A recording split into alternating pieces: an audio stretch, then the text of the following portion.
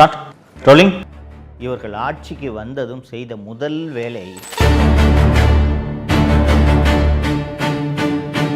தமிழகத்தில் இந்த 8 வழிச்சாலைக்கு எதிராக நடந்த எல்லா போராட்டங்களின் பின்னணியிலும் திமுக இருந்து தூண்டிவிட்டது. நாங்கள் சேலம் 8 வழிச்சாலையை எதிர்க்கவே இல்லை என்று பச்சையாக பத்திரிகையாளர் சந்திப்பில் போய் சொன்னார். சாலை போடக்கூடாதுன்னு எந்த காலத்திலும் திமுக சொல்லவே இல்லை. அது 8 வழிச்சாலையில் தமிழகமே கொதிச்சு போச்சு. திமுக அரசு கொண்டு வந்த இன்னொரு ரியல் எஸ்டேட் திட்டம் என்னவென்றால் பரந்தூர் விமான நிலையம்.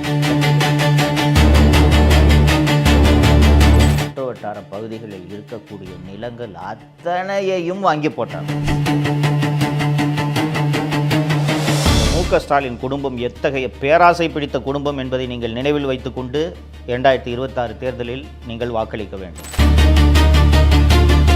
இது கேட்பதற்கு அவமானமாக இல்லையா?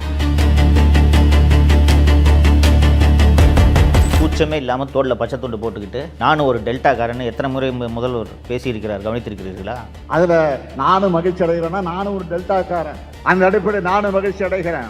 வணக்கம் தமிழ் பெருங்குடி மக்களே. அதிமுக ஆட்சியில் முதல்வர் எடப்பாடி பழனிசாமி அவர்கள் சென்னையிலிருந்து சேலத்துக்கு 8 வழிச்சாலைன்னு ஒரு திட்டத்தை அறிமுகப்படுத்தினார். ஒரு பாலமோ சாலையோ தொழிற்சாலையோ அமைப்பதென்றால் அரசு நிலம் கையகப்படுத்த வேண்டும். அப்படி நிலம் கையகப்படுத்த வேண்டிய தேவை இருப்பதன் காரணமாக பல்வேறு பகுதிகளில், குறிப்பாக சேலம், திருவண்ணாமலை உள்ளிட்ட பகுதிகளில் விவசாயிகள் போராட்டம் நடத்தினார்கள். அரசு இத்தனைக்கும் 4 மடங்கு சந்தை விலையை விட 4 மடங்கு விலை கொடுப்பதாக அப்போது அறிவித்திருந்தது. ஆனாலும் அதையும் மீறி கடுமையான போராட்டங்கள் நடைபெற்றன. அந்த போராட்டங்கள், பெரும்பாலான போராட்டங்களை பின்னால் இருந்து தூண்டிவிட்டது திராவிட முன்னேற்ற கழகம். நான் ஏற்கனவே பேசிய வீடியோக்கள்லாம் சொல்லியிருக்கேன். அதிமுக ஆட்சியில் எப்போ பார்த்தாலும் போராட்டம் நடக்கும். என்னென்னா, அதிமுக ஆட்சியில் குறைந்தபட்ச ஜனநாயகம் இருந்தது. போராட்டம் நடத்த அனுமதிச்சாங்க. மக்களை அவங்களோட குறைகளை வெளிப்படுத்தணும், அதற்கான வாய்ப்பு இருக்கிறது தான் ஜனநாயகம். ஸோ அந்த போராட்டம் நடத்துறதுக்கான அனுமதி அளிக்கப்பட்டது. ஸோ மக்கள் போராட்டம் நடத்தினார்கள், விவசாயிகள் போராட்டம் நடத்தினார்கள். ஸ்டாலின் பச்சை துண்டு போட்டுக்கிட்டு இவரே போய் போராட்டத்தில் கலந்துக்கிறாரு. தமிழகத்தில் இந்த 8 வழிச்சாலைக்கு எதிராக நடந்த எல்லா போராட்டங்களின் பின்னணியிலும் திமுக இருந்து தூண்டிவிட்டது. அப்போ ஆக்சுவலி என்ன நடந்திருக்குன்றது எல்லாம் பின்னால் தான் தெரிந்தது. திமுக கடுமையாக இந்த 8 வழிச்சாலை திட்டத்தை எதிர்த்தது.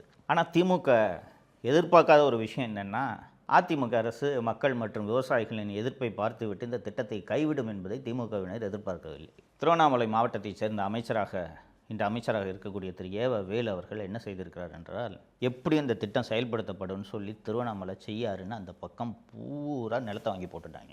அதிமுக அரசு மக்கள் எதிர்ப்பெல்லாம் பார்த்துட்டு திட்டத்தை கைவிட்டுட்டாங்க அப்படின்னு தெரிஞ்ச உடனே, அந்த திட்டம் வந்தால் தானே நிலம் விலையேறும். இந்த ஆட்சி வந்த பிறகு அமைச்சராக இருக்கக்கூடிய திரு ஏவ வேலு அவர்கள் நாங்கள் சேலம் 8 வழிச்சாலையை எதிர்க்கவே இல்லை என்று பச்சையாக பத்திரிகையாளர் சந்திப்பில் போய் சொன்னார். இது நீங்கள் ஊடகங்களில் பார்த்தீங்கன்னா தெரியும், கூகுள் பண்ணி பார்த்தீங்கன்னா தெரியும். நாங்கள் சாலை போடுவதற்கு எதிரிகள் அல்ல, திராவிட முன்னேற்றங்கள் சாலை போடுவதற்கு எதிரிகள் அல்ல. விவசாயிகளை அழைத்து பேசி அவர்களுக்கு என்ன தேவை என்பதை புரிந்து கொண்டு அந்த பிரச்சனையை தீர்த்துவிட்டு சாலை போடுங்கள் அல்லது மாற்று வழி காணுங்கள். இப்போயும் சட்டமன்றத்தில் எடுத்து நாளைக்கு கூட உங்கள்கிட்ட படிக்கிறேன்.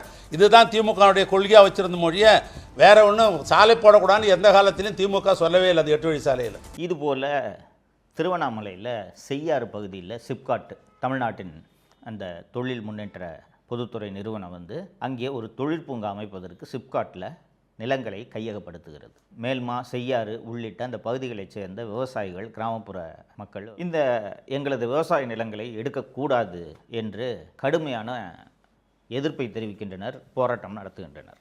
எல்லா போராட்டங்களும் அமைதி வழி போராட்டம், அதை நீங்கள் மறந்துடக்கூடாது. ஒரு பந்தல் போட்டுக்குவாங்க, போய் உண்ணாவிரதம் இருப்பாங்க, தொடர் உண்ணாவிரதம் இருப்பாங்க, உள்ளிருப்பு போராட்டம் நடத்துவாங்க, கலெக்டர்கிட்ட போய் மனு கொடுக்குற போராட்டம் நடத்துவாங்க. இது போன்ற போராட்டங்கள் தான் அவர்கள் செய்து கொண்டிருந்தார்கள்.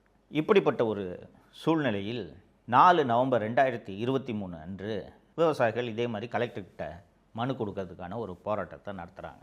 அப்போது காவல்துறை ஒரு 18 பேரை கைது பண்ணி சிறைக்கு அனுப்பிடுறாங்க. வழக்கமாக இந்த போராட்டம் நடத்துகிறவங்களெல்லாம் கைது பண்ணால் என்ன பண்ணுவாங்கன்னு உங்களுக்கு தெரியும்.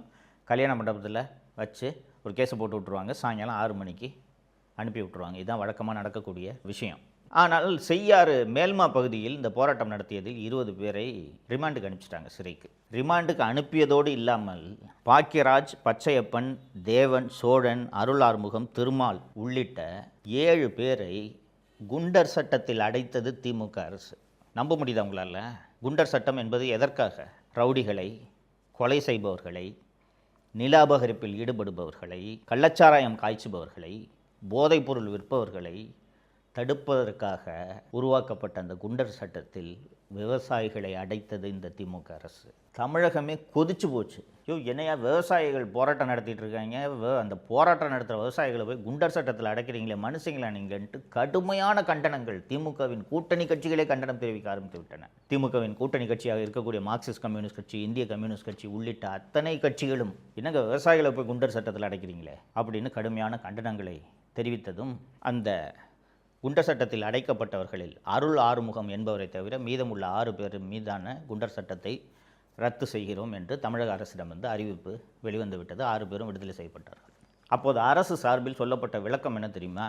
முதல்வருக்கு தெரியாமல் குண்டர் சட்டத்தை போட்டுட்டாங்க, முதல்வரோட கவனத்துக்கு நாங்கள் கொண்டு சென்றதும் ரிலீஸ் பண்ண சொல்லிட்டாரு அப்படின்னு. ஃபஸ்ட்டு இது கேட்பதற்கு அவமானமாக இல்லையா? ஒரு சிப்காட் நிலம் எடுக்கிறதுக்கு விவசாயிகள் போராட்டம் பண்ணுறாங்க, அந்த போராட்டத்தில் இருக்கவங்கள ரிமாண்டு பண்ணுறாங்க, ரிமாண்டு பண்ணி அதில் 7 பேர் மேலே குண்டாஸ் ஆக்ட் போடுறாங்க. இது எப்படி ஒரு முதல்வருக்கு தெரியாமல் இருக்கும்? உளவுத்துறை இதை முதல்வரிடம் சொல்ல வேண்டாமா?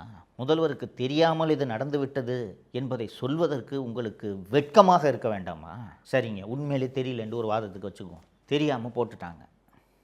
வாபஸ் வாங்கின உடனே அந்த குண்டாஸ் டிடென்ஷன் ஆக்டை ரெக்கமெண்ட் பண்ண அந்த எஸ்பியையும் அந்த குண்டாஸ் டிடென்ஷன் ஆர்டரில் கையெழுத்து போட்ட அந்த கலெக்டரையும் ஒரு நல்ல முதல்வராக இருந்தால் சஸ்பெண்ட் செய்திருக்க வேண்டுமா வேண்டாமா? யோசித்து பாருங்கள். இதுவரைக்கும் ஒரே ஒரு நடவடிக்கை கூட அந்த கலெக்டர் மேலேயோ எஸ்பி மேலேயோ எடுக்கவில்லை. ட்ரான்ஸ்ஃபர் கூட பண்ணலைங்க. என்ன காரணம் என்று யோசித்து பாருங்கள். அந்த இடத்துல சிப்காட் வரும். சிப்காட் வந்துச்சுன்னா நிலமெல்லாம் விலை ஏறும் என்று திருவண்ணாமலை மாவட்டத்தைச் சேர்ந்த நெடுஞ்சாலைத்துறை அமைச்சர் திரு ஏவ வேலு அந்த ஏரியா பூரா நிலத்தை வாங்கி போட்டிருக்காரு. நிலத்தை வாங்கி போட்ட பிறகு அந்த சிப்காட் வந்தால் தானே நிலத்தோட விலை ஏறும். ஏற்கனவே 8 வழிச்சாலை ரத்து பண்ணதுனால அவர் வாங்கி போட்ட நிலம் விலை ஏறல. இப்போ சிப்காட்டும் வராமல் போச்சுன்னா இதனால் ஏவ வேலு சொல்லித்தான் அந்த மாவட்ட ஆட்சியர் இந்த விவசாயிகளை குண்டர் சட்டத்தில் அடைத்திருக்கிறார். கூச்சமே இல்லாமல் தோளில் பச்சை துண்டு போட்டுக்கிட்டு நானும் ஒரு டெல்டாக்காரன்னு எத்தனை முறை முதல்வர் பேசியிருக்கிறார், கவனித்திருக்கிறீர்களா? இதே போல் திமுக அரசு கொண்டு வந்த இன்னொரு ரியல் எஸ்டேட் திட்டம் என்னவென்றால் பரந்தூர் விமான நிலையம். சென்னையில் இருக்கக்கூடிய விமான நிலையம் போதவில்லை, கூடுதலாக ஒரு விமான நிலையம் வேண்டும் என்ற திட்டம் திமுக அரசு கொண்டு வந்த திட்டம் அல்ல. அண்ணா திராவிட முன்னேற்றக் கழக ஆட்சியிலேயே இந்த திட்டம் பரிசீலிக்கப்பட்டது. மொத்தம் 4 இடங்கள் பரிசீலிக்கப்படுகின்றன. படாலம், திருப்போரூர், பன்னூர் மற்றும் பரந்தூர் ஆகிய 4 இடங்களை புதிய விமான நிலையம் கட்டுவதற்கு அரசு பரிசீலிக்கிறது.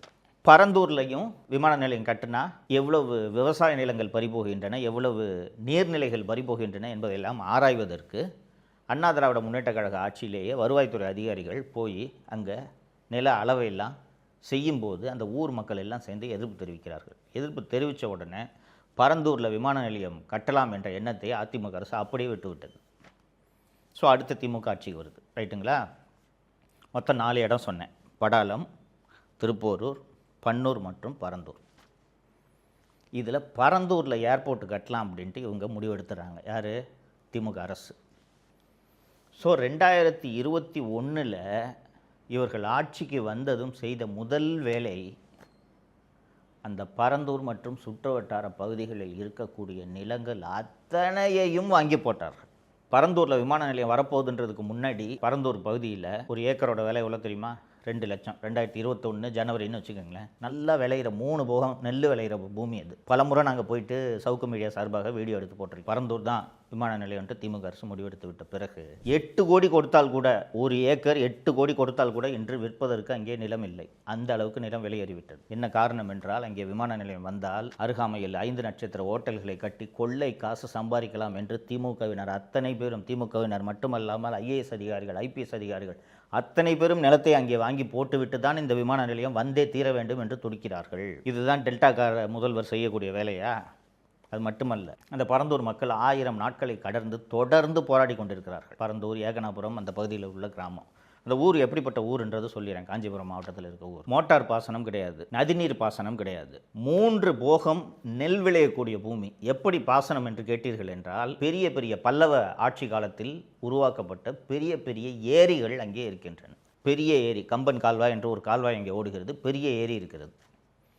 ஏரி அப்படின்னா உயரமான ஒரு இடத்துல ஒரு ஏரி. அந்த ஏரி நிரம்பியதும் அந்த ஏரியிலிருந்து நீர் வழிந்து அடுத்த ஏரிக்கு செல்லும். அடுத்த ஏரிக்கு அந்த நீர் செல்லும்போது அது வழியாக கால்வாய் போகுது இல்லையா, அது பக்கம் பூரா பாசனம். அடுத்த ஏரிக்கு அந்த நீர் சென்றதும் அது நிரம்பியதும் அங்கிருந்து அடுத்த ஏரிக்கு அது செல்கிறது. தஞ்சாவூரை விட அதிகமாக, தஞ்சாவூரில் கூட மேட்டூர் டேம்லேருந்து தண்ணி வந்தால் தான் நெல் போட முடியும். இங்கே 3 போகமும் நெல் விளைவிக்கிறார்கள். தன்னிறைவு பெற்ற கிராமங்கள் அந்த கிராமங்கள் பூரா. அது மட்டுமல்லாமல் சென்னையோட வெள்ளத்தை வடிப்பதற்கு மிக முக்கியமான நீர்நிலையாக அந்த பரந்தூரில் இருக்கக்கூடிய அந்த ஏரிகளும் அந்த கம்பன் கால்வாய் உள்ளிட்ட கால்வாய்களும் பயன்படுகின்றன. சென்னையில் இருக்கக்கூடிய அடையாறு மற்றும் கூவம் ஆறு இருக்கிறதல்லவா, அங்கே அந்த பரந்தூரில் இருக்கக்கூடிய அந்த ஏரிகள் எல்லாம் நிரம்பினால் அங்கிருந்து அந்த தண்ணீர் கம்பன் கால்வாய் வழியாக வடிந்து சென்னையில் செம்பரம்பாக்கம் மற்றும் அடையாறு ஆறு வழியாகத்தான் கடலில் சென்று கலக்கிறது. இப்போது இவர்கள் திட்டமிட்டிருக்கக்கூடிய இந்த பரந்தூர் விமான நிலையம் எங்கே வருகிறது தெரியுமா? அந்த விமான நிலையத்தோட ரன்வேயே ஏரி மேலே தான் ரன்வேயே வருது. ஸோ இந்த மாதிரி அந்த இடத்துல ஏகப்பட்ட நீர்நிலைகள் இருக்கின்றது. அந்த நீர்நிலைகள்லாம் எந்த அளவுக்கு பாதிக்கப்படுகிறது என்பதை ஆராய்ந்து விட்டு நாங்கள் விமான நிலையம் அமைக்கிறோம் என்று திமுக அரசே மச்சேந்திரநாதன் ஐஏஎஸ் என்பவர் தலைமையில் இந்த நீர்நிலைகளுக்கு ஏற்படக்கூடிய பாதிப்பை மட்டும் ஆராய்வதற்கு மச்சேந்திரநாதன் ஐஏஎஸ் அவர்கள் தலைமையில் ஒரு கமிட்டியை அமைக்கிறார்கள். அந்த கமிட்டி தனது அறிக்கையை எவ்வளவு நீர்நிலைகள் பாதிக்கப்படுகின்றன தனது அறிக்கையை கொடுத்து விட்டது. அந்த அறிக்கையை இன்று வரை திமுக அரசு வெளியிடவில்லை. 2023 ஒரு அவசர சட்டத்தை திமுக அரசு சட்டப்பேரவையில் விவாதமே இல்லாமல் நிறைவேற்றியது. என்ன அந்த சட்டம்? அவசர சட்டம் என்றால், அரசு திட்டத்துக்கு நீர்நிலைகள் இருந்தால் சுற்றுச்சூழல் ஆய்வு நடத்தாமல் நிலம் கையகப்படுத்தக்கூடாது என்பதுதான் இன்றைக்கி இருக்கக்கூடிய சட்டம். மிக மிக முக்கியமான திட்டங்களாக இருந்தால் எந்த விதமான விதிமுறைகளையும் பின்பற்றாமல் எல்லா நிலங்களையும் கையகப்படுத்தலாம்னு ஒரு சட்ட திருத்தத்தை கொண்டு வராங்க. இது 2023 இந்த சட்ட திருத்தத்தை கொண்டு வந்துட்டாங்க. சரியாக 2026 மார்ச் முதல் வாரத்தில் தமிழக அரசு ஒரு அரசாணையை வெளியிடுகிறது. என்ன அந்த அரசாணை என்றால், பரந்தூர் விமான நிலைய திட்டம் இந்த அவசர சட்டம் சொன்னதில் இந்த சட்டத்தின் கீழ் கொண்டு வரப்பட்டு விட்டது. ஸோ நீர்நிலைகள் எல்லாம் இருந்தாலும் பரந்தூர் விமான நிலையத்திற்காக இந்த நிலங்களை யாருடைய எதிர்ப்பையும் மீறி கையகப்படுத்தலாம் என்பதுதான் இந்த அவசர சட்டத்தோட நோக்கம். அந்த பரந்தூர் மக்கள் நடத்திய அந்த போராட்டத்தை ஊடகங்கள் சென்று கவர் செய்துவிடக்கூடாது என்பதற்காக கிட்டத்தட்ட 2 வருடங்கள் ஏகனாபுரம் உள்ளிட்ட 13 கிராமங்களை ஊரடங்கில் வைத்திருப்பது போல தமிழக அரசு வைத்திருந்தது. அந்த ஊருக்கு போகிற 4 எல்லையிலும் காவல்துறையை போட்டு அந்த ஊர்க்காரங்களை தவிர வேறு யாருமே உள்ளே செல்லக்கூடாது, பத்திரிகையாளர்கள் செல்லக்கூடாது. இவ்வளவு பாதுகாப்பு ஏற்பாடுகளை எல்லாம் செய்து இவர்களுடைய நோக்கம் விமான நிலையத்தை கொண்டு வந்து தொழில் வளர்ச்சியை பெருக்க வேண்டும் என்பது அல்ல.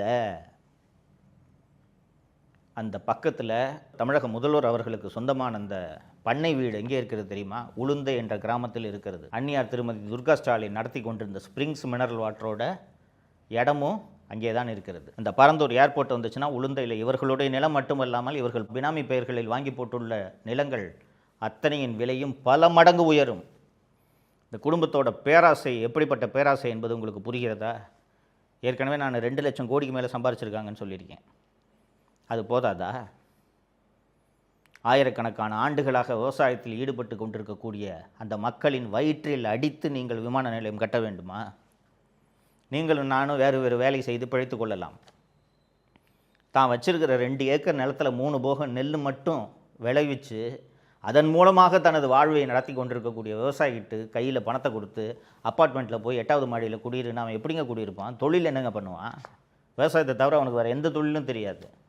ஆனால் அவர்கள் வயிற்றில் அடித்து அந்த விமான நிலையத்தை எப்படியாவது கொண்டு வர வேண்டும் என்று தான் தேர்தல் நெருக்கத்தில் 2026 மார்ச் மாதத்தில் இவர்கள் பரந்தூர் விமான நிலையத்தை இந்த அவசர சட்டத்தின் கீழே கொண்டு வந்திருக்கிறார்கள். இந்த மு.க. ஸ்டாலின் குடும்பம் எத்தகைய பேராசை பிடித்த குடும்பம் என்பதை நீங்கள் நினைவில் வைத்துக்கொண்டு 2026 தேர்தலில் நீங்கள் வாக்களிக்க வேண்டும். விவசாயிகள் வயிற்றில் அடித்த ஆட்சி தான் இந்த ஆட்சி என்பதை நீங்கள் மறந்துவிடக்கூடாது.